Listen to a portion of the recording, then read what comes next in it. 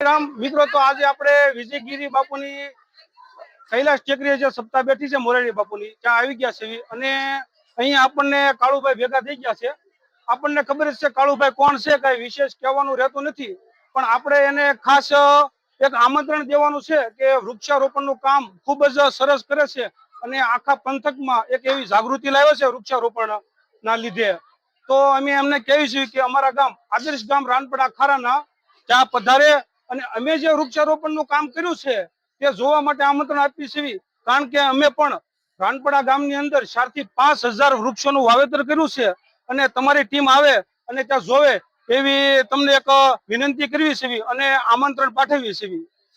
તો રામ રામ ને સીતારામ ડાયરા ને માતાજી હવના હારાવાના કરે ભાઈ. વૃક્ષારોપણ નું એ લોકો કામ કરે છે અને એને કીધું કે આપણે 4 થી 5,000 વૃક્ષો. તો મિત્રો અમારું તો જે ઘણું બધું નાનું કામ છે, આપણે 500 થી 1,000 ઝાડવા સોંપ્યા છે અને મહેનત કર્યું છે. પણ ધન્યવાદ તો ખરેખર એમને દેવો જોઈએ, એમના ગામને દેવો જોઈએ કે રાણપડા ગામમાં સરસ મજાનું જંગલ અને એટલા બધા વૃક્ષો સોંપ્યા હોય તો એનાથી વધારે ખુશીની વાત નથી. અને એ આમંત્રણનું કહે છે તો કે અમે અમારી ટીમમાં બધા ખેતીવાળા માણસો તેમજ રત્ન કલાકાર એટલે હીરા ઘસુ માણસો હોય છે, પણ જ્યારે અમને ટાઈમ મળે ત્યારે અમે સમગ્ર ટીમ વતી રાનપડા ગામની મુલાકાત કરીશું. વધારે તો આ ભાઈની ચેનલ છે અને લાઈક કરી દેજો, કારણ કે અમનું પણ સારું કાર્ય છે અને અમારું પણ જય Bajrangi Facebook page, Instagram ID જીવદયા ટીમ છે અને ક્યારેક વિડીયો મૂકીશું આપણે યુટ્યુબમાં.